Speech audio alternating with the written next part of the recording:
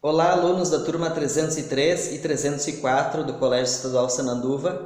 Estou aqui passando para deixar a atividade da semana de Sociologia. Desde já quero agradecer pelos trabalhos realizados na semana passada sobre planejamento e protecionismo econômico. Então com aquele conteúdo da semana passada nós concluímos o capítulo 11, que fala então sobre a questão do desenvolvimento de acordo com diversos períodos da sociedade.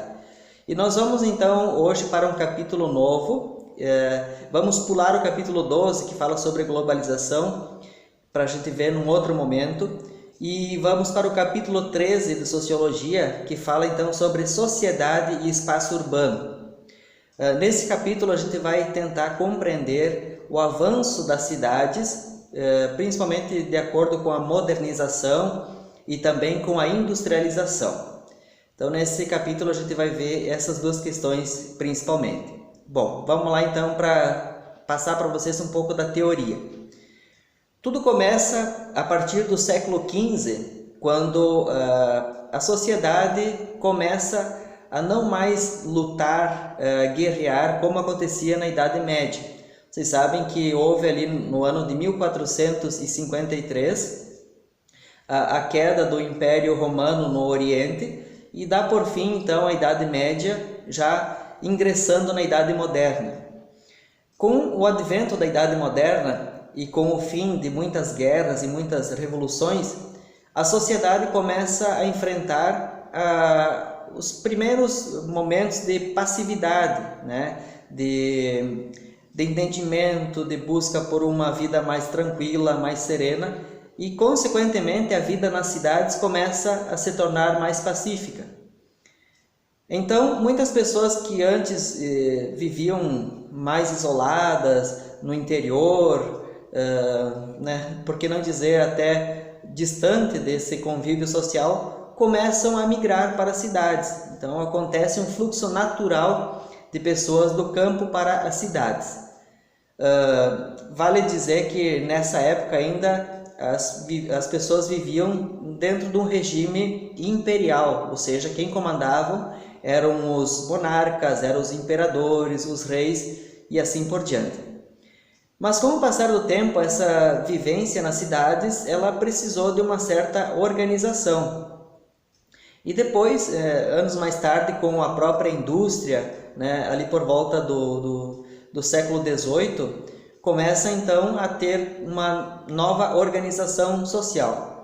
E tem um filósofo alemão chamado Georg Simmel, que ele mostrou que as cidades elas se organizam por meio de círculos concêntricos.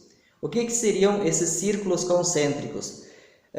Vamos imaginar a nossa cidade aqui de Sananduva para vocês terem uma noção. No primeiro círculo concêntrico, que seria o centro da cidade, nós temos então ali a igreja, que está no ponto principal, no centro da cidade. Nós temos a prefeitura, e que são os órgãos que organizam a sociedade, né? E ao lado dele também tem o comércio, onde as pessoas comercializam, tem as indústrias também, que é o primeiro círculo concêntrico. Num segundo círculo concêntrico estão as pessoas que moram próximo da cidade, que precisam se deslocar até o centro para trabalhar. Então são moradores, seria a primeira área residencial, esse segundo círculo concêntrico. E aí um terceiro círculo concêntrico são as periferias, né? Os bairros mais distantes, onde moram aquelas pessoas com menos poder aquisitivo, que têm dificuldades de comprar uma casa no centro da cidade para poder morar próximo do centro. Então esse seria o terceiro círculo concêntrico, já quase fazendo divisa com a área rural do município. Mais adiante nós vamos gravar um outro vídeo que vai explicar como é que são as cidades hoje, como é que são as cidades contemporâneas. Aí a gente vai perceber que são mais círculos concêntricos, são no mínimo 4, mas isso é um assunto para um próximo vídeo. Eu vou deixar um resumo desse material que eu acabei explicando para vocês Vocês vão copiar no caderno esse resumo, depois vão tirar uma foto e vão mandar para mim. Qualquer dúvida pode me chamar no privado, estou à disposição para ajudá-los a tirar qualquer dúvida. Desejo uma ótima semana para vocês, fiquem bem e até a próxima oportunidade.